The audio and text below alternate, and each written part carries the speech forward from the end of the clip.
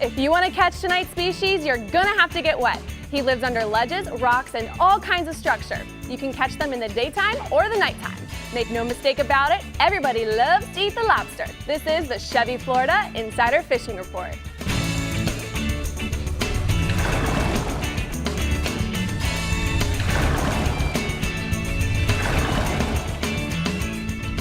Welcome to the Chevy, Florida Insider Fishing Report, presented by Yamaha. We're back on the Chevy, Florida Insider Fishing Report, and Rick, I know we are both still recovering from ICAST and all the cool stuff we saw, but we also met a lot of cool people. We absolutely did. You know, it's so cool to have ICAST in your home state. It really is. It was a great time, but the show must go on, and what's going on literally just around the corner is mini season. So what better species to talk about than lobster? And joining us today is FWC, along with Mag, who's going to sniff out any lobsters hiding here on set if there are. Right. Hi, Mag. So cute.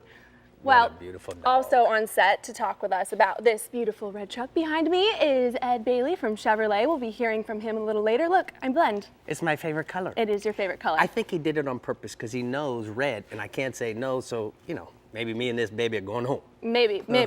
And of course, we have Dave Farrell at the CCA workbench. You got some lobster catching tips for us today? I do. And You do. it's hard to follow the dog, though. It is. You know, you're gonna put the cute dog on there, and then you put me on there. Although you had the truck in between, I guess. But, True. I'm just glad the show started. You've got a lot of competition Glad today, the show Dave. got underway. Lots of competition. All right, well, let's jump right in with one of the most well-known places to get these crawlers, the Florida Keys, with Captain Randy Tao. Hey, good evening, fish fans.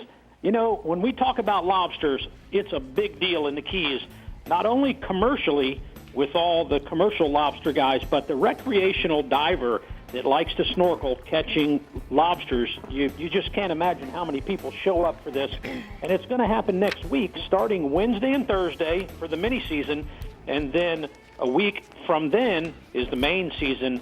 But if you've got a GPS, it's going to help you locate the spots where these lobsters might be. Now, a Navionics chart chip will show you some rocky spots. It'll show you some reefs. And a lot of this happens around the Hawks Channel area, anywhere from 10 to 15 feet of water, even out to 20 feet, depending on your ability for free diving and snorkeling. Some guys use tanks. They go a little deeper.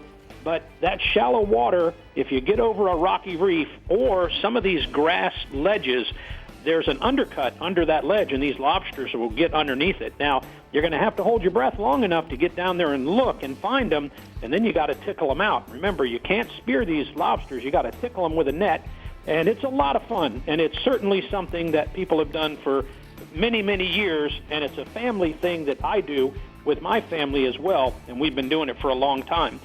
I've got a photo of 8-year-old Maddie Lucas, who was in Ramrod Key last year with her mom and dad, Michelle and Paul, and they're looking for a repeat this year coming up. Man, what a great picture. Thank you so much, Randy. All right, what else you got for us this week? Mangrove Snappers. You know, I thought I would talk about something different this week, but the Mangrove Snappers are cooperating, and everybody's catching them. They're catching them in the backcountry. They're catching them on the reef, and it's just been a great bite. We've had beautiful weather to do this, and if you're in the backcountry, a lot of the channels, if you've got current and you've got any kind of a grass ledge going into deeper water, you're going to find these mangrove snappers, and you're also going to find plenty around the mangrove islands as well. Now, cut pinfish, that's a little bit bigger bait than a shrimp. Right now, shrimp are really hard to get, but that cut pinfish is going to yield bigger snappers. And if you're looking to go on the reef, these guys are going at night. This time of year, July, is prime time for mangrove snapper fishing on the edge of the reef. And guys like Mike Towdy on the Jenny Lynn and Marathon, he goes out at night and he's getting them up to 6 pounds, and he's doing very well. Now, I've got a photo of Kathy DeHorta with an 18-inch mangrove snapper she caught recently fishing at a marathon. All right, bub, let's go inshore. Dolphin. Or dolphin, You know, let's go offshore. There you go. The dolphin fishing has been really good the last few weeks, and it just seems to be not slowing down at all. Now, you want to pay attention, because a lot of times you can overshoot these fish, and you can go out 20 miles and come to find out they're 4 miles offshore. So be aware of birds, weeds, debris, and that sort of thing that might indicate there's a fish that you're running by, and stop. I like to get out and troll and cover ground and look for these birds and look for debris because I haven't caught many running 30 miles an hour. And a lot of the guys will have their troll baits out and they'll have their pitch rods ready. Those are spinning rods that you want to cast, sight cast to these fish when you get into them. I've got a photo of a couple of Homestead young anglers, Owen, Khalib, and Jack, who was fishing with Captain Skinny over the weekend with their nice cow dolphin. Nice, nice. All right, tell us about the swordfish, bub. The swordfish bite has been very strong. You know, guys are offshore looking for dolphin. Whether they caught them or they didn't catch them, they're taking a break and they're making a drop. 1,500 to 1,700 feet has been pretty consistent for everybody, and I've seen quite a few pictures floating around town with guys catching swordfish. And what you want to do is get a fresh bait, like a bonita belly or a dolphin belly, something like that that's going to hold up. Because a lot of times when you drop this bait down, a swordfish is going to hit it and hit it and hit it and hit it before you hook them. So you want to have a bait on there that'll stand up, and so sooner or later you'll get the hook in them. Now, a lot of guys are doing this and they just fish one rod. You're talking about a 10-pound lead on the bottom, and I think we might be doing one of these coming up. So I hope the fishing remains pretty steady like it's been. I've got a photo. Captain Rick Kilgore on the B. Cooley boat out of Alamorada with a 256-pounder they caught a couple of days ago. All right, Randy, thanks for getting us started. We're going to go ahead and take a look at the Florida Keys hotspots. Our guy Randy says inshore tarpon fish early in the morning around Flamingo for small fish, or hit the channels to the west out there where the big ones are. Use live pinfish under a cork offshore. Dolphin. Look for the birds, the debris, weeds in 400 feet and on out. The bigger fish have been under smaller groups of birds. All right, where there's always tournaments happening in the Keys, so let's see what's coming up. More than 40 species of fish are targeted during the Key West Fishing Tournament, continuing through November 30th. There's no entry fee, and participants receive citations and qualify for a variety of prizes. The Robert James Sales Slam, set for September 8th through the 10th in Key West, has anglers targeting tarpon, permit, and bonefish to achieve the coveted Flats Grand Slam. The event is the first of the 3 Keys Redbone Series tournaments that raises funds for the fight against cystic fibrosis. And if that's not enough tournament for you, Andy Newman has more. So let's hear it, Andy.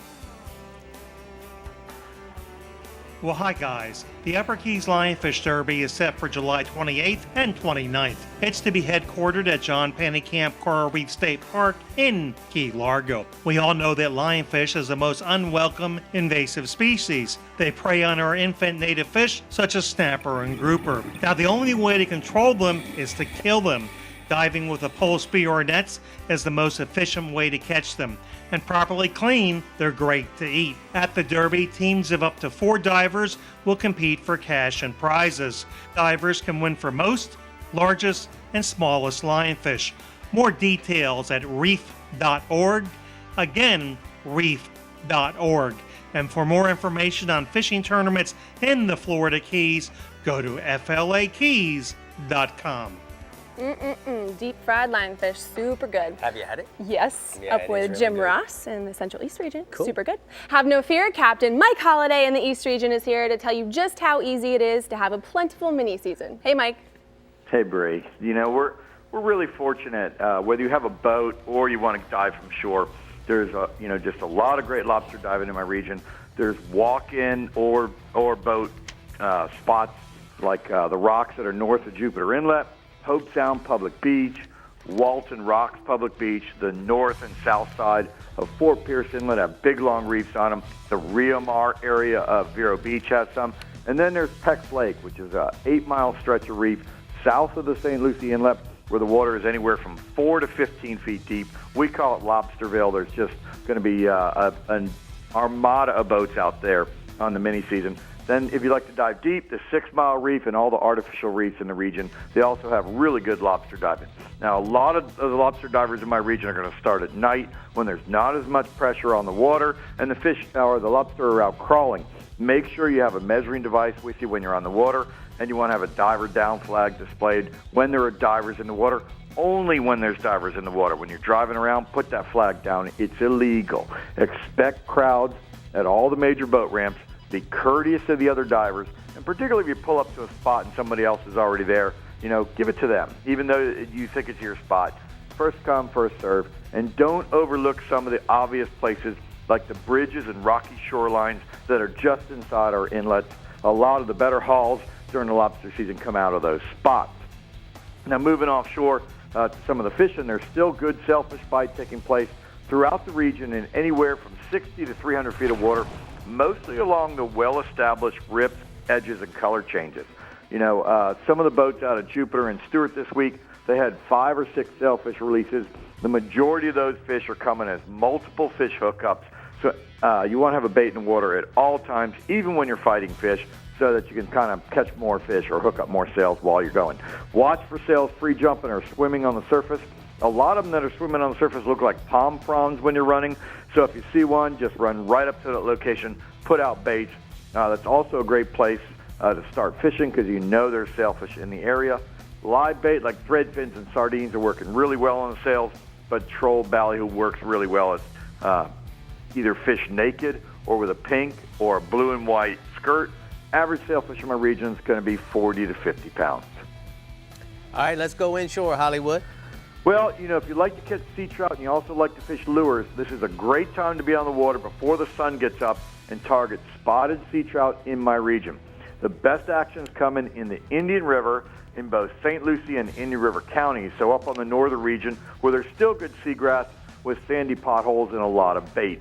That means places like the double bars off Middle Cove, the dock line between Midway Road and Savannah Road, the islands that are around Harbor Branch, the moorings flat, and all the flats that are off Torpy Road. Those are all going to be producing good fish early in the day. The downside is the bite's over by 8:30 or 9 in the morning, so you really have to get up early and get that early start.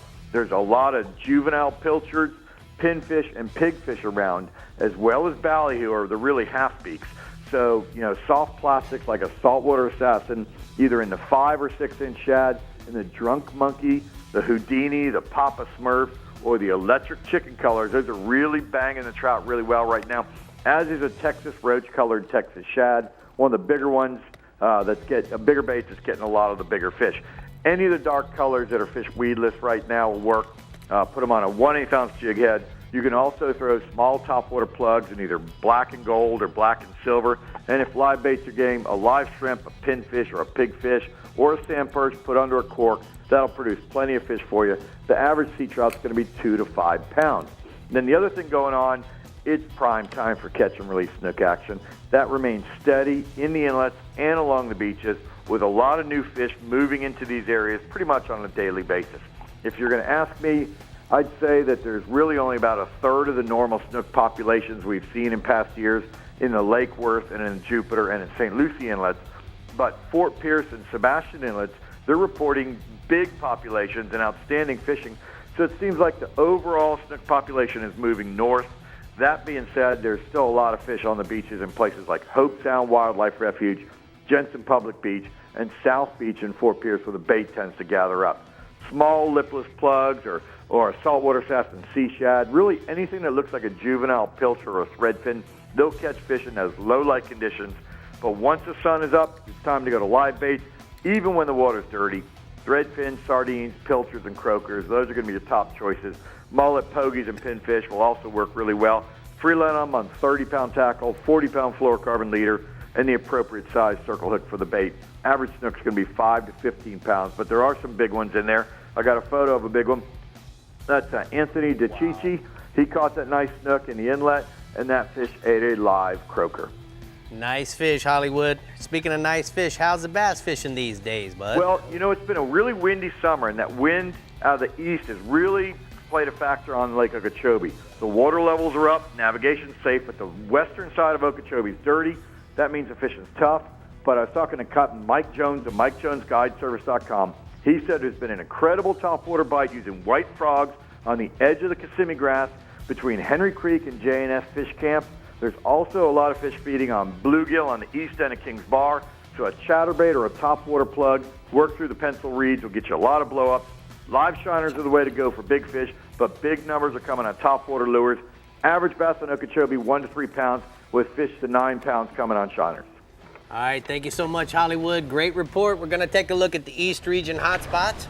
Inshore, Big whiting and Atlantic croakers in the surf off of Hobe Sound use sand, fleas, and shrimp.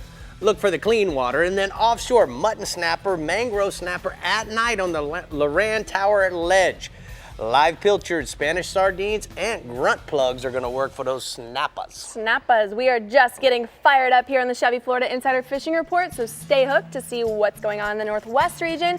And then Mag is going to sniff out some lobsters for us right here in the studio, so you won't want to miss that. And Mag, plus Dave's got rigs and techniques at the CCA workbench. Dave, I don't know if you can top Mag's sniffing power over here. No, I can't, but we're going to try to sniff out some lobsters on our own. On our own. Without the dog. Oh, without the dog. All right, we'll be right back with all that and more lobster time here on Subwoofer. Woo! The Chevy Florida Insider Fishing Report is brought to you by Chevy, find new roads. Yamaha, reliability starts here. Contender Boats, performance through innovation. Daiquiri Deck, Sarasota's favorite place to meet. Q-Max, maximum saltwater protection. And Sea Sucker, get pumped. You each drive a Ford pickup, right? Yes, sir. I'm going to show you a next generation pickup. Awesome. Let's do this. The bed is made of high strength steel, which is less susceptible to punctures than aluminum. The stronger, the better. And best of all, this new truck is actually Oh, my. the current Chevy Silverado. It's the Chevy Summer Drive. Get 17% below MSRP on all Silverado 1500 LT pickups. That's over $8,200 on this Chevy Silverado. Find new roads at your local Chevy dealer. Meet the water's lightest 25 horsepower four-stroke, the all-new Yamaha F25, the new standard and 25 horsepower portable four-strokes. At just 126 pounds, it's got the best power-to-weight ratio of any 25 horsepower four-stroke on the water. With performance that bests the previous Yamaha F25 and features like Yamaha's BTS for precise trolling speeds, batteryless EFI, built-in resting pads, and carry handles, it's the perfect portable power for small boats.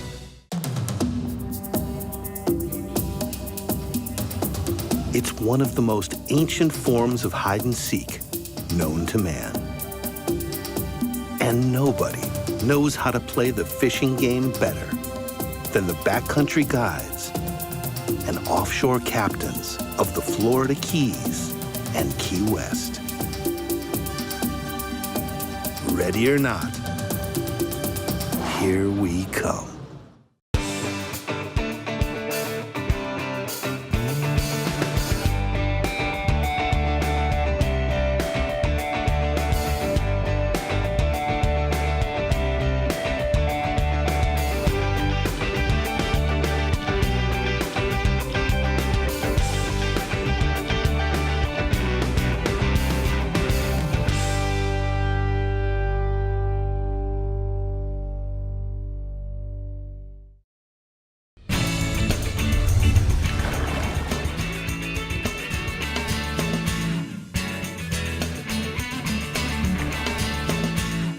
Ladies and gents, let's now take a look at the FWC news and notes. August 5th, you can attend a PS boating course in Palm Beach, and August 14th is another PS boating course in St. Petersburg. For more information, visit myfwc.com, but now it's time for Rigs and Techniques.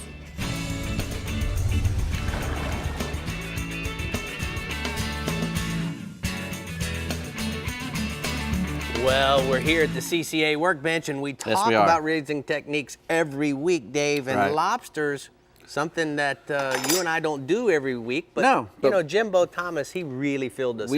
We got a good tutorial. Yes, we did. So let's share it, shall we? Shall. Well, these lobsters, we're chasing spiny lobsters, and spiny lobsters are different from a real lobster because they don't have claws. They're called spiny lobsters because they got those big spines, and that's what they use for the protection. Unfortunately, a lot of times that's their demise too, because when they back into those holes, those spines are sticking out, and when they're sticking out, that means we can see them from above. They're antennae. Yep, we can see them. So we get down there, and you're going to find them around channel edges, big reefs, any kind of ledges. Up where I live, they're under limestone ledges, and so what you got to do is you got to get in there and you got to get them out. And you're not allowed to spear them, so you got to what they call tickling them out. And you use a tickle stick like this one here. This is. So we're going to take this. A little metal stick, and you have a net in your other hand. Right. And when the lobster's back inside the hole, you got to reach that stick in there behind him without touching him and start tapping him on his butt. And when you're tapping on his butt, he'll walk out of the hole. Right. And when he walks out of the hole, then you put the net down. And then you hit him in the face. Right. You put the net behind him, and you hit him in the face, and he jumps right into the net. Right here. Because they like to, they go backwards really well. So that's the key.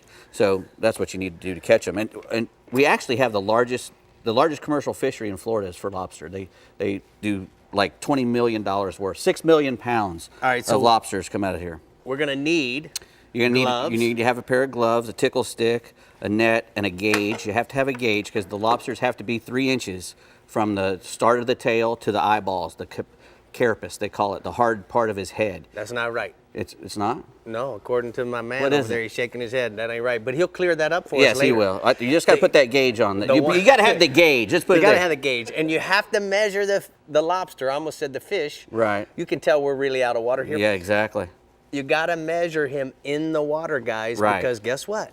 When you possess them and they're in the boat or they're You can't in your wait to put them in the boat. Right. They have to be landed whole. Yes. It means you can't break them in half and put all the tails in the boat. You have to have a lobster stamp and a saltwater fishing license. Right. You can't land a lobster that has eggs on it. If you look underneath and she's full of eggs, you got to let the females go with the eggs. You can't catch them in traps recreationally. Only a commercial guy can use a trap.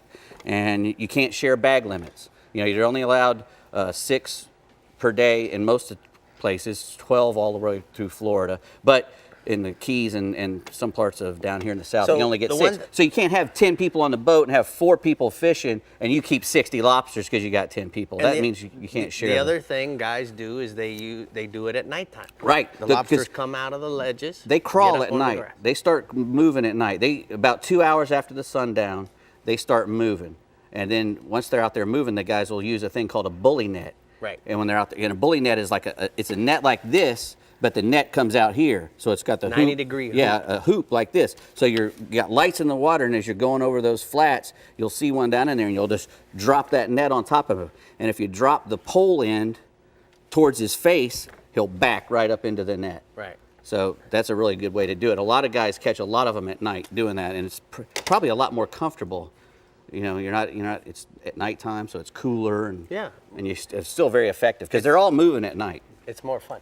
I would say I'd like to do both ways. Everything at night's more fun. I imagine. All right. Gotta say, that was pretty informative for 2 fish out of water over there. Good Yeah. job, guys. Well, it's You just did been great. a I'm long serious. time since we've been there. It's okay. Well, if you're planning on staying put in the Flagler Construction Equipment Northwest region this weekend, listen up to Captain Jeff Hageman. Tell us about all of our options, Hag.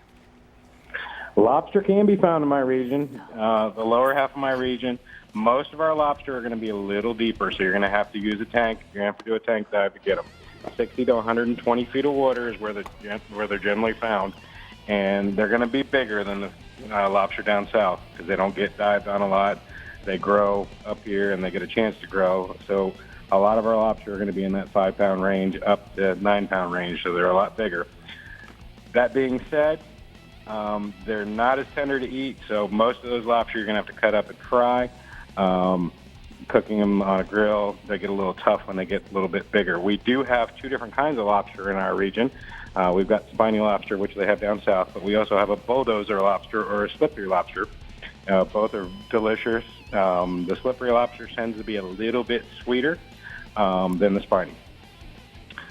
But staying offshore, Captain JB with Captain JB Charters out of Apalachicola reports that the Spanish mackerel have moved in heavy, and they've been pretty good size. They're staying mostly in that 50 to 65 foot range, and they've been on schools of bait that have been on the surface. Right now, he's using a 3-foot piece of, tooth-proof leader or wire leader in the 60-pound, and he's using a 3-inch silver spoon, trolling about 4 to 6 knots. In that same area, he's also trolling for king mackerel, and they're holding in that same depth. He's been wearing them out using an 18-ounce cigar lead in front of about 3 feet of leader and then a broke back Rapala, and he's trolling at the same speed, that 4 to 6 knots. And I've got a photo there with a nice mackerel caught with Captain JB. So, Hag, before we go inshore, we're going to take a second. We're going to look at the Navionics from your region. Now, guys, we're talking about the middle grounds. And certainly the middle grounds, if you're looking at this chart, this is what it typically looks like loaded in your plotter. But if you turn on your sonar charts, looking at the next map, you're going to see all the contours. Now, what you need to understand about the middle grounds is we have a lot of groupers and a lot of different types of groupers. So if you fish the drop-offs, you're going to catch the snowies and all the deep water groupers. And when you get up on top of the shelf, there are lots of big gags. So keep that in mind next time you're planning a grouper trip. Right, Hag? That's it. All right, well, then let's go inshore, bub. Captain Jimbo Keith of Saltwater Assassin Fishing Charters out of Cedar Key reports the inshore bite right now is holding up. The redfish bite's been good this week on the outgoing tide around the outer islands. He's using cut mullet fished on a simple knocker rig, and it seems to be working the best. The rig consists of a 1/4 ounce egg sinker and a 4/0 circle hook, and right now you want to fish along the shorelines north of Cedar Key. That seems to be producing the best fish on that ingoing tide. And I've got a photo here of a nice Cedar Key redfish caught with Captain Jimbo. That's a great photo. I forgot Jimbo was one of our Akuma brothers. All right, what else you got? How about some scallops? I know it just opened up. Yeah, we don't have that lobstering like that huge invasion or lobster fisherman like you down in the Keys, but what we do have in my region is hundreds of people coming from all over Florida to scallop every weekend. It looks like opening season of lobster up here every weekend from that Fernando line north. Captain Mario Castello out of the Plantation Inn in Crystal River reports that limits are still pretty easy. This is a great thing for the whole family to go out and do this summer. Get out of the heat, get in the water, cool off a little bit. If you don't own a boat, scallop charters are available. You can contact Captain Mario right out of the Plantation Inn and get some info on that. Also, you can rent a pontoon boat if you want to go try and do it on your own. And remember to fly those dive flags and stay safe and be on the lookout for any of your fellow snorkelers out there. All right, bub, thank you so much. Great report. We're going to go ahead and take a look at the hotspots from the Northwest region. Inshore, snook along the beaches and the passes on the incoming and outgoing tides use pinfish and sardines free line. And then offshore, mangrove snapper on any of the high relief structures in 20 to 60 feet of water. Use shrimp or small sardines free line or use them on a knocker rig. Was that you in the water that I saw? You saw that? What? Maybe next year. I'm so proud of you. Maybe next year. I thought you were going to go down on me. Dive it down. Dive it down. Dive it down. Okay. See, I was trying to we need to talk here. Bree. We need to talk here. Can't do CCA it. Florida Star had tagged redfish fish caught in Hernando, Manatee, and Okaloosa counties. There is still the GMC Truck, Maverick, and Carolina Fish and Sport available, as each angler experienced huge disappointment because they were not CCA members nor registered for Star. OMG. What? Catching a tagged redfish is not the only way to win a boat in Star. There are 14 other CPR divisions, with the open divisions offering boats and Textron all-terrain vehicles. Kids can fish the Academy Sports Plus Outdoors Youth Division to win their share of $100,000 in college scholarships, or spend a few hours picking up garbage from your local waters and shoreline in the Costa Kick Plastic Trash Division, with a shot at $500,000 cash, sunglasses, or gift certificates from Academy. So there are plenty of fishing days left. You just need to get registered and become a member in order to win. That's super sad. It is, but 17 it's a lesson fish to all of us. have been caught and only a few awarded. So guys, come on, man, don't be one of those. Don't be one of those. All right, coming right up, we're checking in with the Southeast and Panhandle regions. Plus, we are talking with our friends from FWC. But first, we want to take a moment to remember our friend and great captain, Bruce Jack Mack, who recently passed away.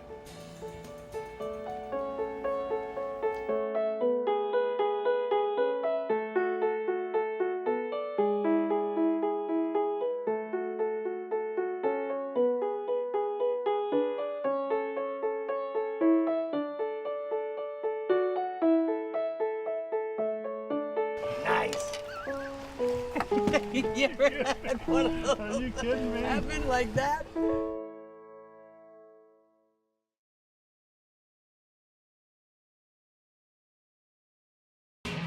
The Chevy Florida Insider Fishing Report is brought to you by Bass Assassin and Saltwater Assassin, the best lures, period.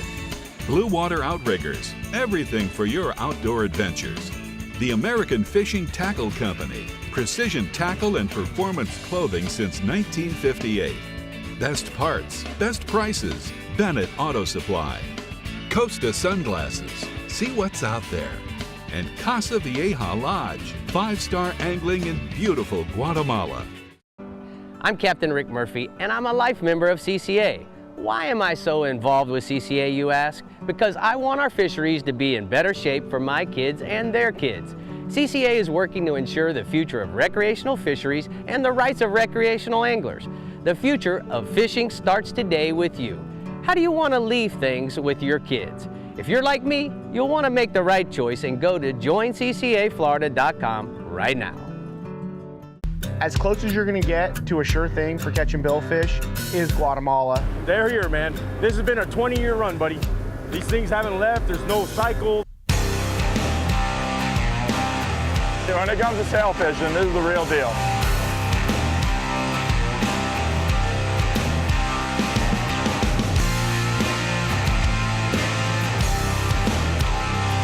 The amount of sailfish here is ridiculous.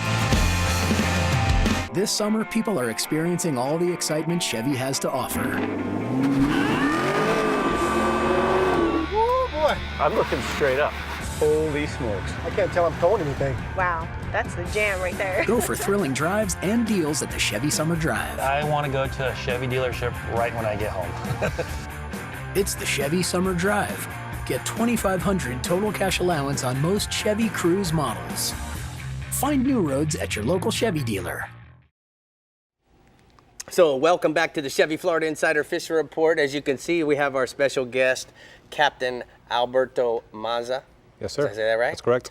So, you know, we have the mini season as well as the regular season starting in August. So why don't we talk about what the FWC is looking for in our recreational fishing? Well, let's start with the sports season, which starts next Wednesday, Thursday.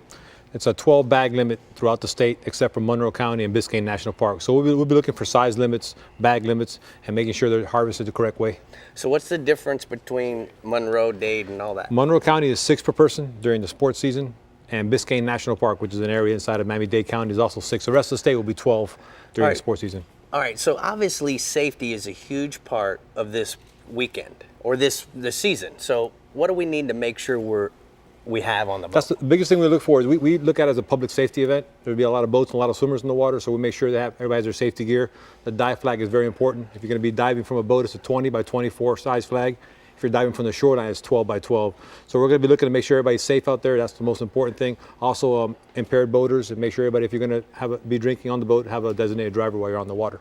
All right, so the diver, how far can we venture from the flag? The flag gives you on open water. If you're using your 20 by 24 flag, it's a 300-foot area where you need to stay within your flag as a diver. Also, boats need to respect that. If you're going to go in that area, you have to go at an idle speed. All right, so let's go ahead and pull a couple lobsters out, Cap.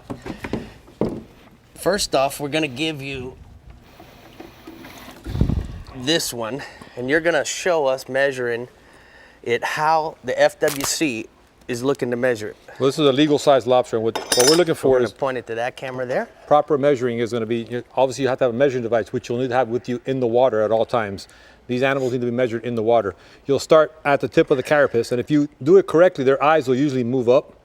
That's a sign that you're doing it right. And then you'll put the gauge over the back part of the carapace. If the gauge is if the carapace is outside of your gauge, that's a legal size lobster. Okay. So this right here, as you notice, it's a legal size lobster. The eyes popped up, so I'm on the actual part of the carapace. Big mistake we see is people will go on the outside of the eyeballs.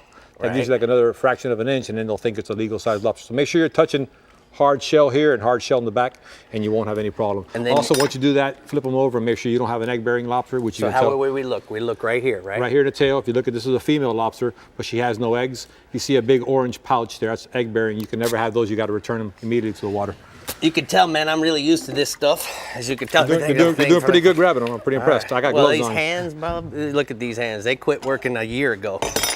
This one you can tell is an undersized lobster, and we'll show you as if you do the same thing. If you go to the carapace, the eyes pop up. If you notice in the back, there'll be a little gap where the gauge is falling over the carapace. This is an undersized lobster. That means the carapace is under 3 inches. You'll have to return this into the water. All right, Nate, you and Mag go on a search. We brought Mag in. She's specially trained to find lobsters when people hide them in the boat or any different places. And Mag's been trained that she'll find conch meat, she'll find turtle, she'll find all kinds of reptiles, and she specializes in lobsters.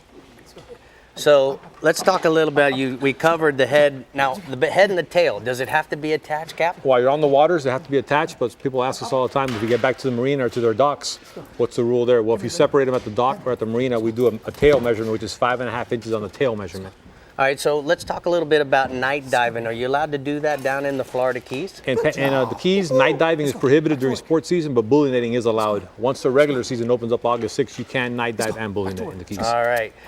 Man, it's so impressive to watch the dog. Now, how are we going to know when she finds anything? She'll alert on area, and she'll give the handler a sign. If you look at her right now, she's she'll start scratching on it. So she gave the handler right there. She gave the handler a sign that he's trained. Get it. Good job. What's that kind of noise? All right, so let's check the Yeti real quick and see. Stay. Well, I wish I could get my kids to mind like that. Look inside. There is the lobster. Mag, you're the best. Good job. Good Stay. job. Yeah, stay. Mag. All right, Cap, so one last question. If you have any questions, can't we go to the website? What website would that be? Go to myfwc.com, and it's a very easy to use website. There'll be all the information on sizes, areas. There's a lot of different areas in the Keys. Everything will be on there. Thank you so much Thank you, for Rick. Thanks taking for the having us. time out of you guys' busy schedule. We appreciate everything the FWC does. Nate, thank you so much. Mag, you're the best. You can Mag's take that the t-shirt best. home with you. Mag's still trying to get that lobster out of that Yeti. Good job, Mag. She did a All good right, job. good news is on the way for all of you mini seasoners in the Casa Vieja Southeast region because Jimbo Thomas has friends in high places, or should I say low places. Hey, Jimbo. That's right, Bree. Well, you know, the reports that I've gotten are saying that there's quite a few lobsters out there. And all the divers that I've spoken with that have been out scouting said it looks like it should be a pretty good lobster season, or at the very least a good mini season. Now, the entire southeast region is good for lobstering, but the further south you get, the better that lobstering gets. Now, I like to dive on the patch reefs and isolated coral heads and ledges in 10 to 20 feet of water in Hawks Channel. The outside reef also holds lobsters, but they're usually a little more spread out and harder to catch in that heavy reef. And then since the invention of GPS, there's really no such thing as a secret spot. So it's not uncommon for somebody else to be sitting on your spot first. So if that happens, show some proper lobster etiquette and move on to another spot, because we don't want to have any lobster wars. Now, I like to use a tickle stick and a net. And if there are a lot of lobsters on the spot, work slowly so you don't spook them, and otherwise they'll start to walk. And it's also always a good idea to go after the biggest lobster of the bunch first, and then after you catch a few, you can get a feel for which ones are legal and which ones are not. And then with all the commotion of catching lobsters, it's definitely not uncommon for a big hogfish or a grouper to show up, so you might want to keep that spear gun handy. And be sure to put up your dive flag and measure each lobster before you put it in that catch bag, and follow all of the rules. Now, I got a photo here, and I've caught a lot of lobsters over the years. And this 8-pounder, this is the biggest one that I've ever caught off Miami, which we caught last season, right in that secret spot. Nice. Now, staying offshore, we've been catching dolphin pretty consistently in the last week. And most of the fish have been schoolies with an occasional larger fish mixed in. And then in the last couple of days, the fish have been in 300 to 900 feet or deeper, which is roughly 4 to 10 miles offshore. We've been finding them under bergs and scattered weed lines, and also floating debris. But we've also found some good pieces of debris that had no fish in the last couple of days, although they look like they should have been loaded. A few of the fish are being caught on the troll. And when we find a school, we've been using small live baits and cut baits. And then a lot of the fish have also been on the short side, so we've been tagging and releasing those small ones. So if you do happen to catch a dolphin with a tag, jot down the location, call it in on the phone number that is on that tag. Now, moving inshore, we have catch and release snook fishing. All of the inlets are holding snook, with Palm Beach and Boca Inlet being some of the best. They're being caught on live herrings and pilchards drifted through the cuts on Jupiter rigs, and also by bouncing small bucktail jigs or jig and soft plastics along the bottom on both the incoming and outgoing tide. The early mornings and evenings are when these snook are going to bite the best. Now, the nighttime bite around the bridge and dock light shadow line has also been good fishing with live baits or jig and soft plastic. And then any of the mangrove shorelines have been producing, especially if there's schools of bait fish in that vicinity. The mangrove shorelines in the Lake Worth Lagoon between Southern Boulevard and Lake Worth Bridge have been holding snook. You want a live chum with small live pilchers, that's been getting plenty of bites, along with artificials like head and super spooks and Rapala skitter walks in sea trout colors. And first thing in the morning is going to be your best bite. And then there's been some great bone fishing in South Biscayne Bay along the western shoreline from Matheson Hammock south to Turkey Point, and also on the outside flats from Soldiers Key south to Angelfish Creek. Been mainly an early morning or late afternoon bite, with the outgoing tide being the most productive. And on the higher stages of the tide, look for mudding or tailing fish on top of the flats. And then on the lower stages, look for fish along the deeper edges of the flats and the channels. You want to fish with a live shrimp or small live crabs using 15 to 20 pound fluorocarbon leader and hooks and 2.0 to 3.0 hooks, and then fly tackle with crab pattern flies. Thank you so much, Jimbo. We're going to go ahead and take a look at the hot spots from the southeast Casa Vieja region. Inshore, work live and artificial baits through your local inlet for catch and release snook. And then offshore, look for mahis under the birds and around anything floating offshore, and pitch live and cut baits to the fish. Up in the Yeti Panhandle region, lobstering ain't for the faint-hearted, so listen up to Captain Pat Deneen, and he'll tell you everything swimming or walking in your waters this weekend. Hey, Bree, we're not really known for lobsters up here like the Keys are, but we do have some good lobster. And if you want to put in the F, we have spiny lobsters, but the majority of our lobsters are going to be shovel nose, also known as slipper lobsters.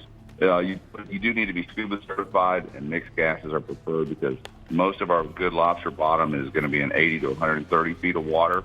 The tools of the trade are going to be a good light, a tickle stick, and a catch bag. You're going to primarily find both flavors or species of lobster bottom. The smaller relief, less dove, natural bottom is usually better. The spinies are going to be standing on the sand under an overhanging ledge, while often the shovel nose are actually hanging upside down just on the inside of the lip of the ledge. And where you find one, you often find many more. So before you just grab that one, look around, make sure that get the big picture. Our spinies are big. We've never seen one here that needed measuring. Most of them are in that 5 to 6 pound range, and 8 to 12 pounders are not unusual. The shovel nose run much smaller, but many think they're a whole lot better eaten. And there's a photo of Kevin Hogger with 2 really nice spiny lobsters. He took diving on some natural bottom. He was diving with Emerald Coast Scuba out of Destin on the Aquanaut. Hey, Pat, be careful. We're losing your signal in and out a little bit, so try to hold tight for me. All right, buddy. Sorry about that. It's a cell phone. All right, the Mangrove Snapper fishing, the charter boats and recreational anglers are having a field day on red snappers, mango snappers, and black snappers. The federal waters have been open for the weekends for recreational red snapper fishermen, but there are some really nice catches coming from state waters every day of the week. The bigger fish, the red snappers and black snappers, are being caught using a slip sinker rig with light 30 to 50 pound leader and a small circle hook baited with a cigar minnow, a small pinfish, or a live shrimp. Most of the mango snappers are coming on a 2-hook chicken rig baited with cut bait, and it pays to have your anglers mixing it up. A couple guys fishing with a live bait, a couple of them fishing with the cut bait, and also keep a spinning rod with a live bait floating near the surface for king mackerel, wahoos, and blackfin tunas. It's always good to keep your options open. There's a photo of a really nice state water red snapper caught by Ben Zuma at Fort Walton Beach in 80 feet of water, so there are some quality fish there in the state waters. All right, let's go inshore. Yeah, let's go, Yeah, bud. the good numbers of triple tail are moving in on the eastern part of our region in the Apalachicola area. The rest of the area is pretty much a happenstance fishery, but over there they target them, and they're usually associated with some type of floating structure or surface structure like crab floats, channel markers, and flotsam. There's plenty of them are being caught right now using 8 to 15 pound. Well, actually, the fish are 8 to 15 pounds, occasionally 20 plus pounds. They use a heavy medium to heavy spinning outfit, popping cork 3 to 4 feet at a 30 to 50 pound leader and a stout hook. Cast up current of the fish, let the current bring your float back down to the triple tail, and then hang on because they're a lot stronger than they appear when they're just floating around. And then finally, the tarpon are still around in good numbers, migrating through the Panhandle.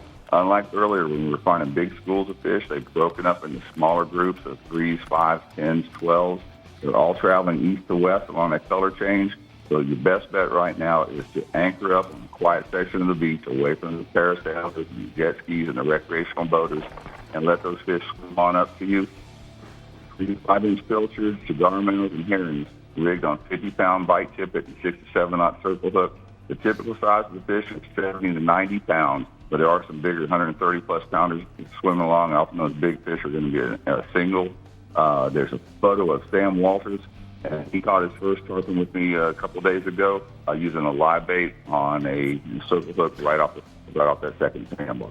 All right, thanks, Pat. We're glad to have you back. We're going to go ahead and take a look at the blue water outrigger hotspots from the Panhandle region. Inshore redfish and big speckled trout outside of the creek mouse in east and west bays using loud topwater baits early in the morning. And then offshore, fish natural bottom in 130 to 160 feet with live or cut bait on the bottom. Use free line live baits on the top, and you are sure to have plenty of action. All right. I like the way that sounds. All right, Floridians, the Central West region is coming up next, and we're also taking another trip to the CCA workbench and seeing what new products Dave has for us. Got any ICAST info? Oh, lovely. We'll be back with Dave smelling like garlic. The Chevy Florida Insider Fishing Report is brought to you by the Florida Keys and Key West. Come as you are. FWC, the Florida Fish and Wildlife Conservation Commission. Navionics, we start where the road ends. Soft Science, supreme comfort footwear. Power Pole, swift, silent, secure. Real legends, exclusively at Bell's. And Maverick Boat Group, makers of premium boat brands Maverick, Hughes, and Pathfinder. Yamaha's 4.2-liter V6 offshore 4-strokes. For those that like their V6 lighter, faster, and stronger. Setting new standards for power, efficiency, speed, and lightweight. Built for the rigors of offshore boating. Packed with Yamaha's legendary reliability. And now Yamaha's 4.2-liter V6 4-strokes offer a choice between digital or mechanical controls to match your rigging preference. Yamaha. Reliability starts here.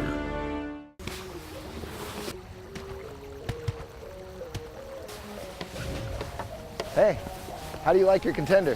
How do I like my contender?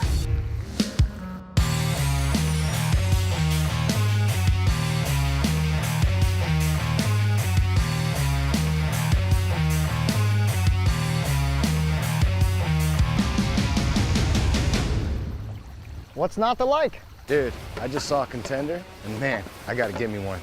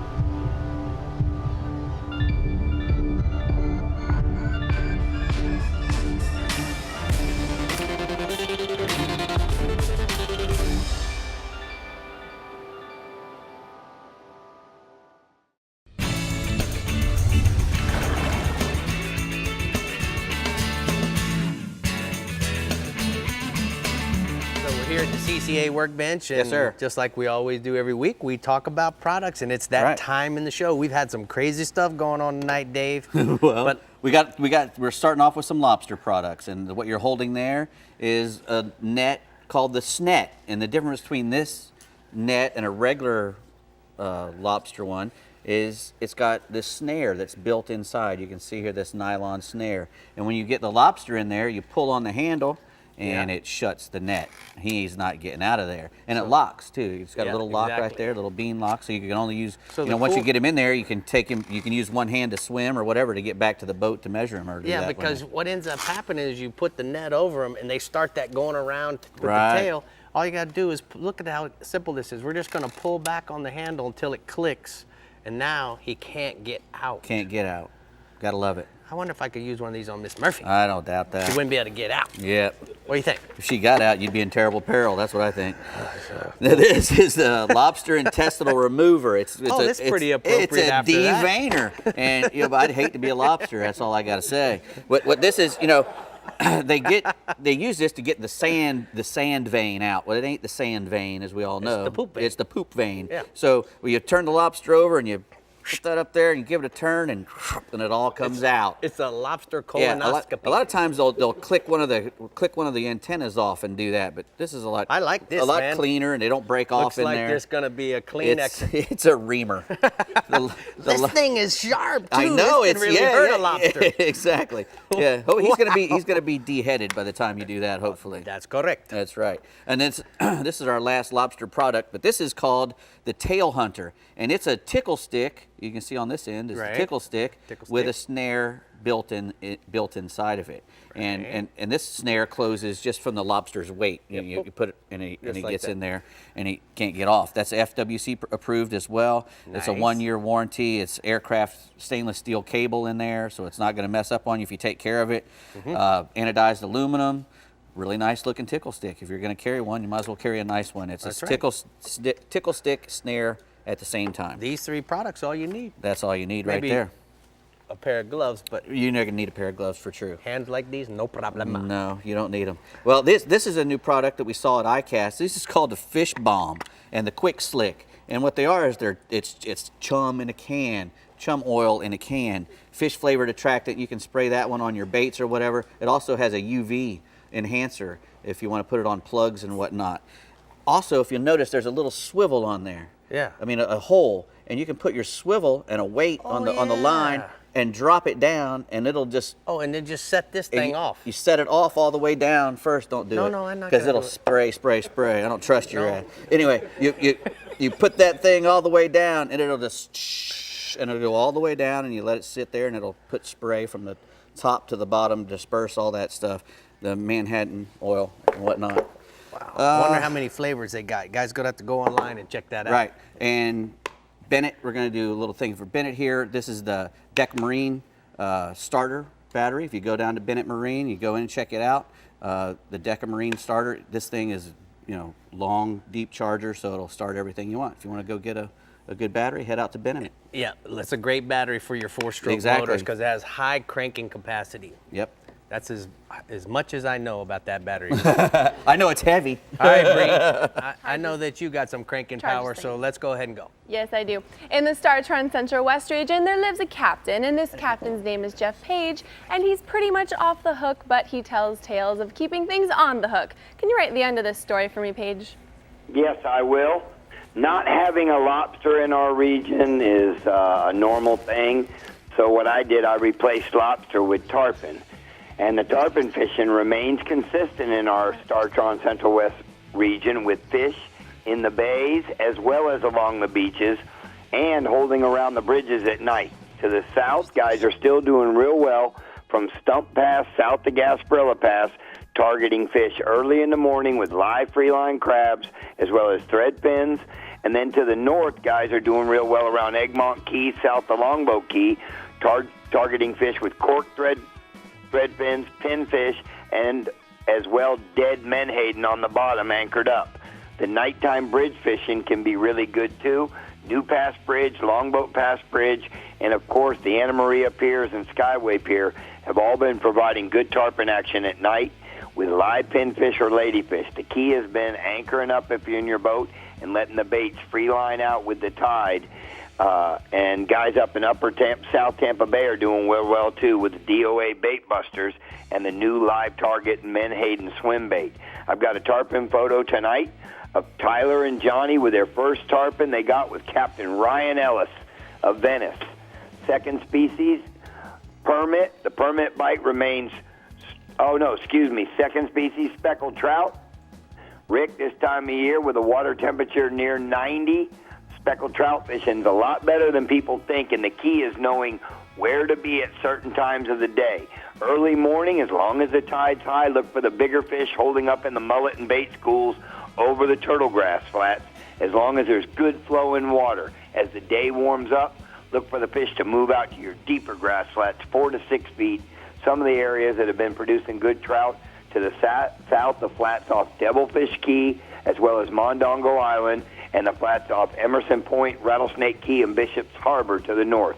The best bet is to find where the small white birds are diving on small hatch bait, set up adrift, casting cork pilchards or saltwater assassin sea shad in the Houdini pattern, rigged on a 1/4 ounce silver assassin jig head. Also, the dock lights at night have been providing some really nice trout around the Anna Maria Pass and Longboat Pass. You can get them on a small white-lipped X-Wrap or free-line shrimp. I've got a nice trout photo tonight of Tampa Bay Buccaneer fan Garrett with a nice trout he got with Captain Brian Marcy of Breakwater Charters. Moving offshore, permit bite remains strong in the 7 to 10 mile range over artificial reefs and hard bottoms from Venice north to Anna Maria. The key has been having plenty of good live pass crabs, and it usually makes a good problem that guys have been having is while they've been catching the permits, and you've told me about this before, Rick, the Goliaths are eating them, so the guys have been having to move. Got a permit photo tonight, a happy young man with a nice permit he got with Captain Glenn Taylor. And finally, species 2, Mangrove Snapper. Mangrove Snapper bite's been really good inshore, but the better fish have been holding on the offshore reefs and wrecks in the 80-foot range. Work your way on out. And the key has been having frozen bait as well as live bait and chumming with cut pilchards, which can be used in a variety of ways. Also for bait, again, the water being clear, light fluorocarbon leader with a small number 1 or 2/0 circle hook have been getting the job done. And don't forget, you guys, get you a Chevy truck. All right, thank you so much, Captain Page. We're going to go ahead and take a look at the Daiquiri deck hotspots from the Central West region inshore. Snook, nighttime fishing around the New Pass Bridge as well as Longboat Pass Bridge is producing big snook up to 40 inches. Try using live silver mullet or live ladyfish. And then offshore, red groupers, nice reds holding over hard bottom in 80 to 100 feet of water. Frozen sardines are going to be your best bet, Bree. Well, we're going to chill on the east side for a little bit when we come back and hit up the north and central east regions. But we also have a very special guest from Chevrolet who really knows how to find new roads. So keep us in your mind and on your hearts. We'll be right back. Woo! The Chevy Florida Insider Fishing Report is brought to you by Rapala. Catch the latest at Rapala.com. Startron cures and prevents ethanol fuel problems. Yeti, built for the wild. CCA Florida, the voice of recreational anglers for over 30 years. Strike Zone Fishing, your fish hunt paddle store. And Guy Harvey, marine wildlife artist and conservationist.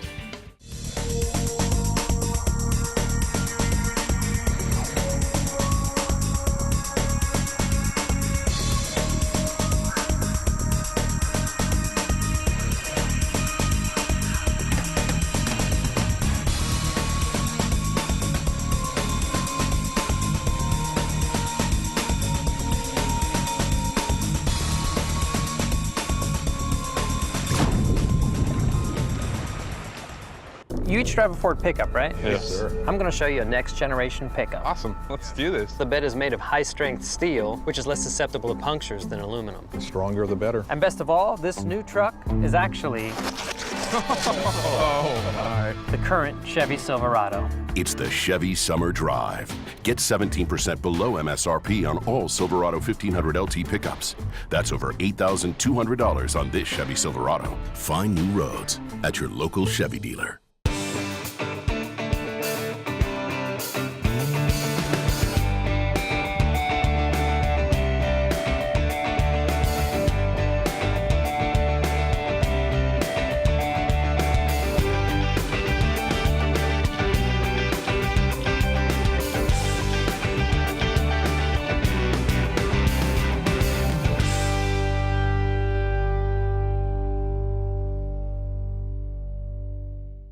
Flagler Construction Equipment is your certified Takeuchi equipment dealer, servicing 55 counties in Florida. With Takeuchi, you get brute strength combined with bulletproof durability. That means low downtime and optimal production. Flagler Construction Equipment is the partner for all your Takeuchi sales, service, and rental needs, and your first and last stop for legendary customer service and support. Pros know Takeuchi. Get to know Flagler Construction Equipment by stopping by one of our 6 locations or visit us on the web at www.flaglertakeuchi.com. So welcome back to the Chevy Florida Insider Fishing Report. No stranger to us here is Edward Bailey from Chevy. Now, Ed, we've got this beautiful red Colorado. You do it to me every time, my man. Why? But it just kind of goes to show, you know, Rick, we did the segment earlier this year on the vehicle that everybody's talking about, the new ZR2 Colorado, with the great Duramax diesel engine in it, the best off-road vehicle out there, most fuel economy of any pickup truck on the road today, can get anywhere, it's really good looking. But I didn't bring that today. I didn't even bring the mid-level truck that's the crew cab with that great 3.6 liter. Today what I brought was actually a base level unit. This is the 2.5 4-cylinder. You know, this vehicle starts at about $25,000. Now I did kick it up just a notch for Bree, made it red, put the Shoreliner edition on it, just to give it that really good looking look. So you get a nice grill on it, get a nice side step, great interior. But again, it's a truck that starts at the mid-20s. You throw a little bit of gingerbread on it, you throw some accessories to get a great canoe on it or a kayak. Again, you don't have to spend all that money to get a great looking truck. And this is a great looking truck, I think you'll have to agree, at a very good entry-level price to get anybody in it on the road today. So I got a question for you. You know, we can't see the back of the truck, but does this truck, what does it have as far as the bed liner and the steps in the bumper? Yeah, it includes which we're all used to, is the spray and bed liner. I did put the accessory rack on there so you could get the canoe in there, but you could do a kayak. We got all kind of accessories to put on there. Right. The step bumper has, you can step right up, right into the cab. It's the same stuff you get in those high-end trucks that we feature a lot, but I wanted to show you can do that very economically today with this truck. We're gonna have this on the set for the next month for you and Bree and put it in red, your favorite color. It's just gonna drive me crazy, you know, Ed. But the thing is, too, with paddle sports being what they are, whether it's a wind board or a sail board or a stand-up board, now we have a truck that's perfect for that. Yes, and the accessories to do all that, because we do have the kayak rack and we have the longboard rack for that. If somebody has a question about any Chevy vehicle, where do they go, Ed? See any one of your Chevy dealers here in the state of Florida or anywhere across the country. And the website? To do your research? ChevyChevrolet.com, or come to your website and we'll link you right to there. Guys, there you have it, straight from the horse's mouth. All right, Bree, where are we going next? Oh, Ed, you made Rick such a happy camper. Okay, to all the Bell's Central Easterners, lobsters might not be in your future, but Captain Jim Ross always has something up his sleeve, so listen up. Well, that's right, Bree. I tell you, July is hot, and it's hotter than a firecracker out there most times, to be honest with you. And it appears this season of lobster, anyway, is not going to start out with a bang. The cold water upwellings have kind of pushed a lot of these little tasty things out of our area. Now, what you're going to want to do, though, is you're going to get out there and look around, sniff around. There are some out there. The divers are seeing a few, but just not the numbers that we're accustomed to. The consistently warm water that we should have, hopefully over the next couple of weeks, is going to bring those lobsters back to our reefs. And we start at 15, 25 feet of water and then go all the way out to the 90-foot depth. But it's one of those things, cold water has kind of pushed them out, and it's going to be a little more difficult this year than normal. Now, the second species is Mangrove Snapper. No, they've been pretty good over the last 2-3 weeks, especially with that past full moon that we were talking about here a couple of weeks ago. 65 to 90-foot depth zones is where you're going to find them, and you want to chum those fish up. A lot of them, because we've had some cooler water, are already up in the water column. Use a short shank VMC hook, slide some little chunk baits back in your chum slick, and most of those mangroves are going to be running 3 to 6 pounds. Now, there's a few larger ones in there as well, up to about 10 or 11 pounds. We're also getting mutton, lane, and vermilion snapper in with those mangroves on some of these spots, especially as you get north of Canaveral up towards Ponce. And I've got a photo of Aaron Hires. He was actually fishing with Mark Gibson out of Ponce Inlet here on the Naughty Diver recently, and he got this beautiful Central East Region lane snapper. That's a chunk if I ever saw one. That is a nice fish, bub. All right, let's go. Rick. What else you got? Dude, we got your favorite species out there, the tarpon. You and Miss Robin, I know y'all love y'all's tarpon. And I tell you what, we've got a bunch of them right now. There's plenty of them on the beach There's also quite a few that are moving into the residential canals throughout the Merritt Island, Cocoa Beach, and Satellite Beach systems. And those are more like, they're mainly juveniles, 2, 3, up to about 30-pound fish. They're eating small flies. They're eating, little jigs. They're eating all kinds of little things like that because they're feeding on glass minnows for the most part. Now, we do have some bigger fish, though, Rick. These larger fish just moved in here in the last 2 weeks, and they're 40 to 80-pound class fish. You want to find them near dredge holes or deeper areas of the Mosquito Lagoon like Tiger Basin. And the bigger fish are going to eat live mullet, pilchards, or greenies, or if you can get some small ladyfish, they will crush a small ladyfish. Hook those baits on a 7385 Coastal Black Circle hook from VMC, 6/0, 7/0, maybe even an 8/0 size if the bait's big enough, and you should get some of those nice tarpon right now. And then my last species is redfish. Captain John Lulay has been absolutely wearing the redfish out this week. Now, he's telling me a secret. He's not really worried about the redfish first thing in the morning. He's more targeting the trout. But later in the day, when it gets hot, those fish are pushing up on top of the bars and tailing pretty easily for him to see and his clients to see. He's using live pinfish or pigfish, or he's using a Texas rig soft plastic jerkbait. That way it stays weedless on top of those bars because there's a lot of grass on the top of the bars. Our average redfish is running 24 inches, but as you know, we always get bigger fish here in the Central East region that you can sight cast to. And this is a really cool photo I've got of J. Lee Lulay, John's daughter. He got a chance to spend some time with her this week. They went out and she sight casted this giant redfish. It's been her biggest fish to date with Captain John. You know, Jim, it's been a long time since I've come up there and done a Sportsman's Adventure episode. I want to catch those monster fish, whether it's in the lagoon, the river. When do I need to come? September and October, Rick, those are our 2 best months for the big fish because they group up to spawn. They get very aggressive. It's almost like a buck in rut where they just kind of lose their inhibitions and just run around and start feeding aggressively. And when they do that, that's the best time to be here in the Central East region. All right, Bud, thank you so much. We're going to go ahead and take a look at the hot spots from the Central East region. The sea sucker hot spots are inshore redfish in the Mosquito Lagoon. Use live pinfish or pigfish on the edges of the bars and flats, and then offshore, mangrove snappers, mutton snappers, vermilion snappers, lane snappers. It's a snapper craze.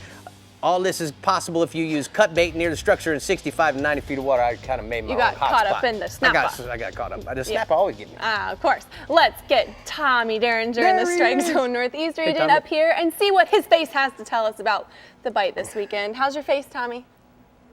My face is great. Your face is great. FaceTime. Bree, I got a question for you. Are you going to go catch some lobsters when the season opens? Heck yeah, I am. I'll be out there midnight. Oh, can you bag me up like a dozen and just have them ready for me? I'll just pick them up from you when I come down next week. Lobster dinner. How about that? Whoa. There's a Rick's invited. 2-day limit. So how are you going to have it for you and have it for her? 2-person limit? Just for me. She doesn't need it.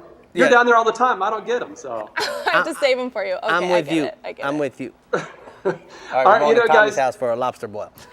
There you go. I wish we got more lobster up this way. And we do have them up here, and we have really big ones of that. But a lot of people don't target them because they're out really deep. We don't get to snorkel like the guys down south do. But what we do have happening offshore, like Jim was talking about, is the Mangrove Snapper bite. Now, I spoke with Captain Billy Hunsicker from EndlessSummerCharters.com, and he tells me they've been on a great mango bite, catching a bunch of them in the 10 to 12 pound range. And they're in about 140 feet of water. Now, Billy says there's also some mangoes in as close as 80 foot, but they're going to be a little smaller, probably in that 4 to 8 pound range. He's targeting ledges and smaller wrecks, and he's chumming those snapper to the surface. And Captain Billy says you really need to make sure that you understand the current out there, because you're going to want to be up current of the structure when you start to chum, or those fish, they're never going to know it's there. He said on some days he's actually anchoring almost 200 feet away from the spot when that current's really ripping. Now, they're using frozen sardines for both the chum and the bait. He's using fairly light leaders in the 30-pound class with a smaller 3/0 VMC circle hook. Now, if you want to get a better grasp on how to catch those big mangrove snappers, I'd highly suggest going out for a day with one of those charter boats out of the conch house, like the Endless Summer with Billy, or the Jody Lynn, or the J-Hook. They're definitely going to show you how to do it. And I got a picture here. This is Captain Jason Hadges and his son Braden with their client's mangrove snapper catch from earlier this week. Those are some studs they got. Now, also offshore, amberjacks, the AJ bite, it's going off this week on the nearshore stuff.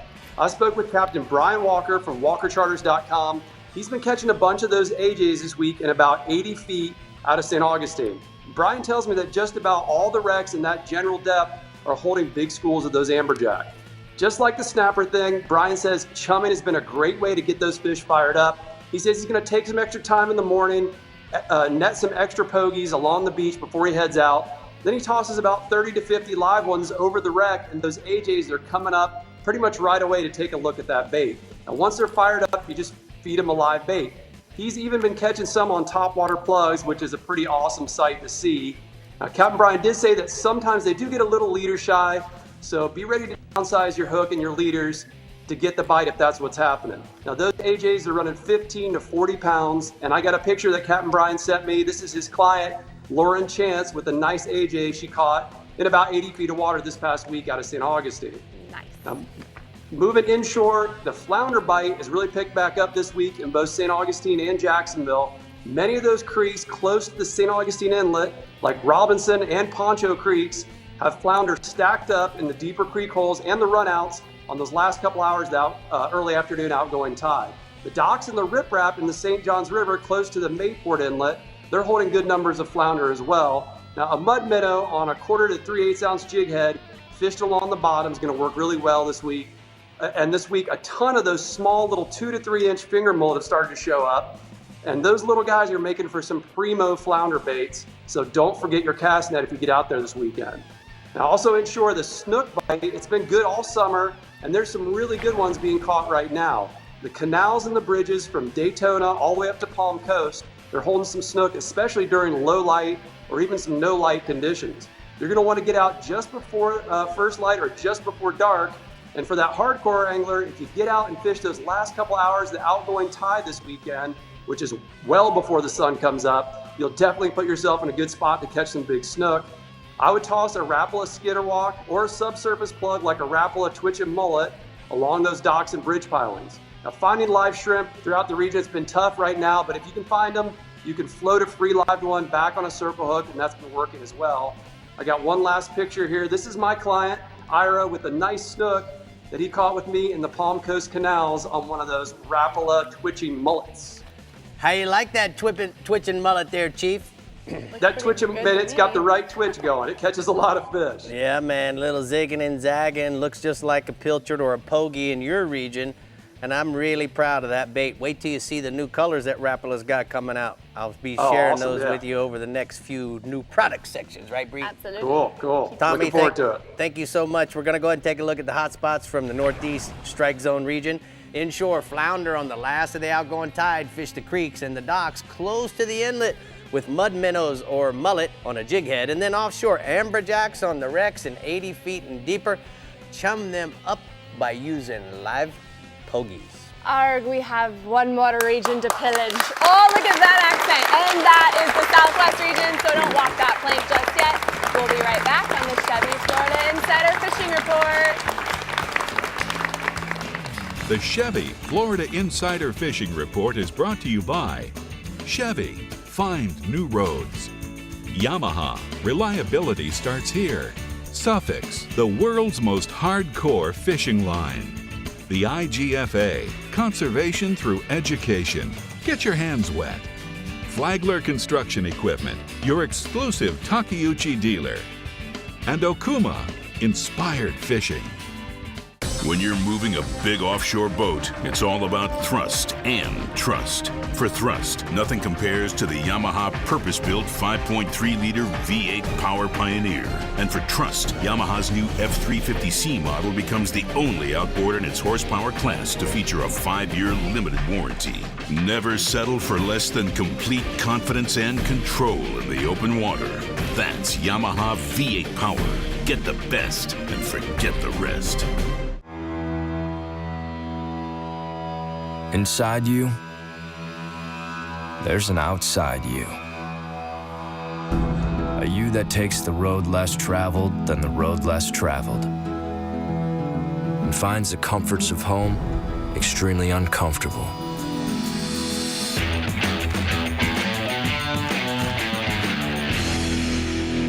This is for that you. Remember the glory days of gasoline? It's just not made the same anymore. Kick your gas into gear with StarTron. Pump up the performance in all of your engines. Cure the problems of ethanol with the power of enzymes. And maximize your mileage every time you drive. Kickstart your engines with StarTron. This summer, people are experiencing all the excitement Chevy has to offer. Oh boy. I'm looking straight up. Holy smokes. I can't tell I'm towing anything. Wow, that's the jam right there. Go for thrilling drives and deals at the Chevy Summer Drive. I want to go to a Chevy dealership right when I get home. It's the Chevy Summer Drive. Get $2,500 total cash allowance on most Chevy Cruise models. Find new roads at your local Chevy dealer.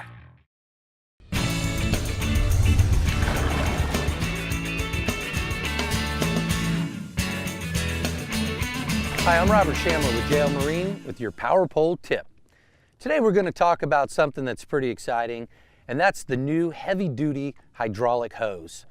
We've upgraded from the old tubing to this new heavy-duty hydraulic hose for a couple reasons. Number one, it's much more durable in those varying weather conditions.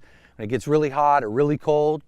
It also has an increased capacity up to 1,750 psi. Another great thing is the pre-crimp fittings that we offer right from the factory, so it makes your installation as easy as plug and play.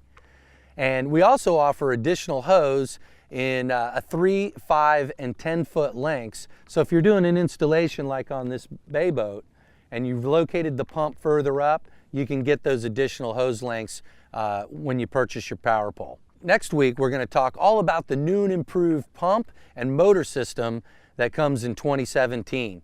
And that's your Power Pole tip.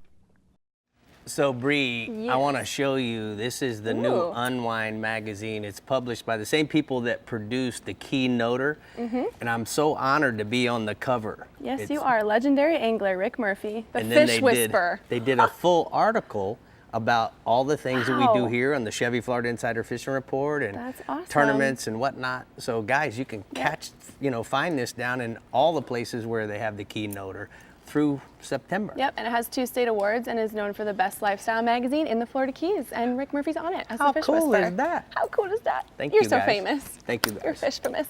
Captain Ronnie Houston is in the Bells Southwest region to let us know what's out there and ready to catch this weekend. Hey, Ronnie. Well, hey, Bree, obviously lobster's not common in the region, but I will tell you one thing. With the great weather we've been having on the offshore side, the red snappers. Concentrate right now from Goodland to Fort Myers Beach in depths of right now of 130 to 160 feet.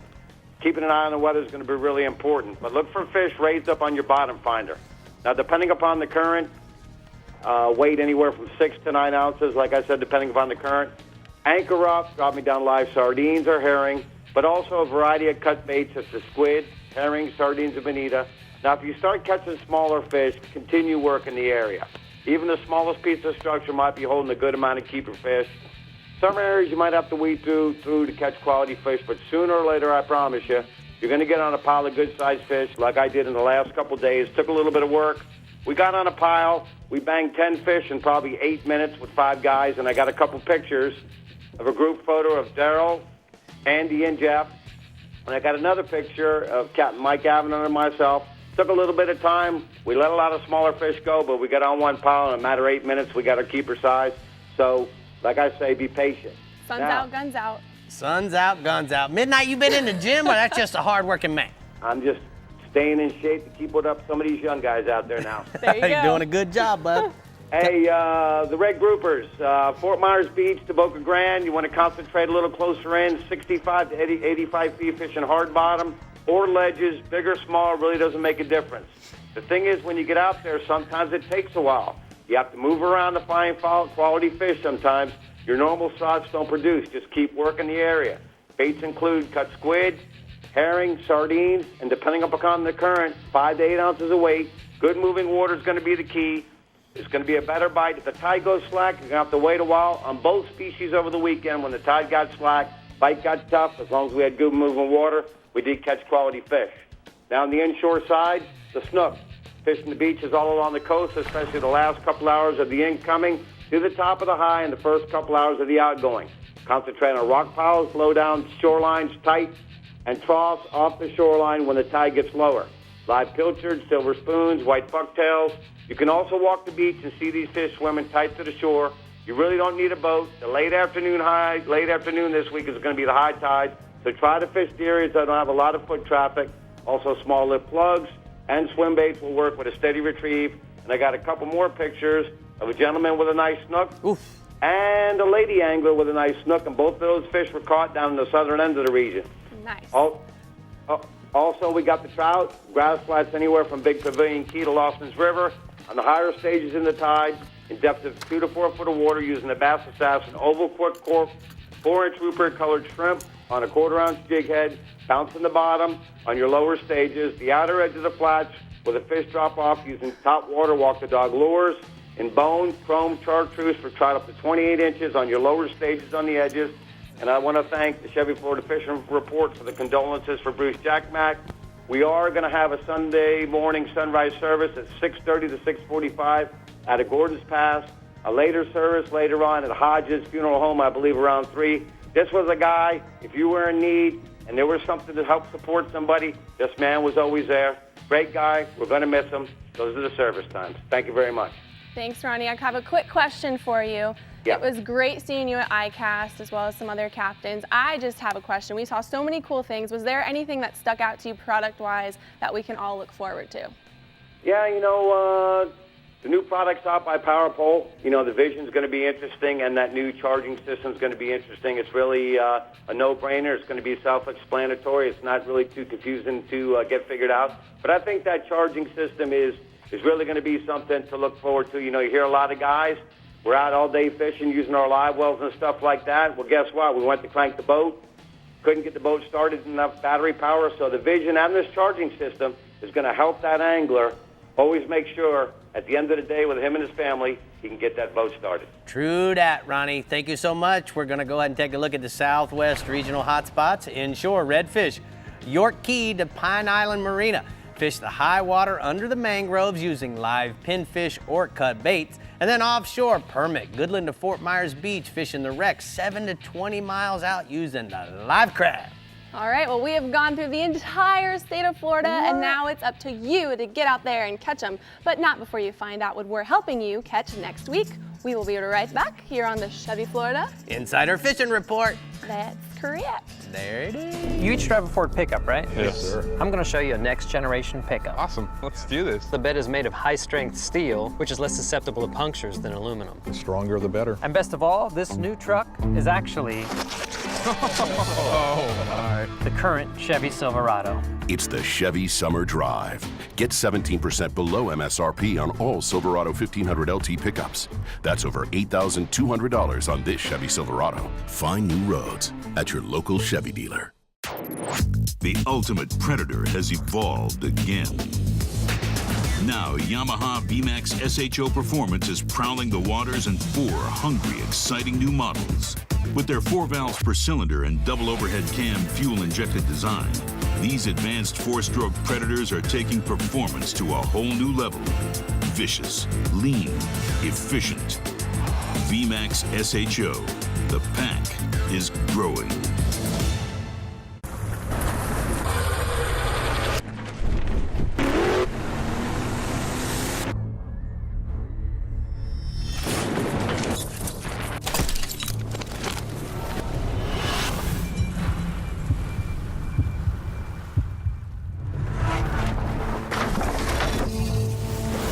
When you're paid to put fish in the boat, you don't mess around with the thing that puts fish in the boat.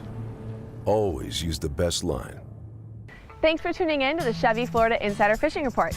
Be sure to like us on Facebook and follow us on Twitter and Instagram to keep up with our captains, contests, and appearances. You never have to miss a show. You can find full episodes, special segments, and updated fishing reports from your region right on our homepage. Just head to ChevyFloridaInsiderFishingReport.com for everything you need to know to stay hooked up. Get excited, guys, because next week we are talking all about marlin. That's going to be super fun. Tune in, marlin. Dave's going to have something to say about them. But right now, we have a special guest in here. He's going to ask Captain Rick something, and I can't wait to hear what it is. So please, will you tell me your name, where you're from, and your question? My name is Michael Mailer. I'm from Miami, Florida. And my question is, Rick, what's the biggest lobster you ever caught? Whoa. Well, it's been a long time since I've actually been lobster diving or catching, but both my kids over in the Bahamas, we go all the time. And I saw my son Colin one day catch one that was 7.5 pounds. I got to eat some of those ones. I got to eat that one, and I get to drive the boat, which is perfectly fine for me, guys. You don't like to get wet, do you? No, I don't mind get all that hair wet. wet. I swim in my pool, but understand, I can stand up in the deep end, so it's all good. You got scallops in there, all right? I did. Can you I'm proud of believe you. that? I'm proud of you. But All right, guys. scallops, I could stand Thanks also. for tuning in. Good luck during mini Thank season. you, Ed, for being here. Hope you had fun, and we'll see you next week. Bye, guys. Marlin,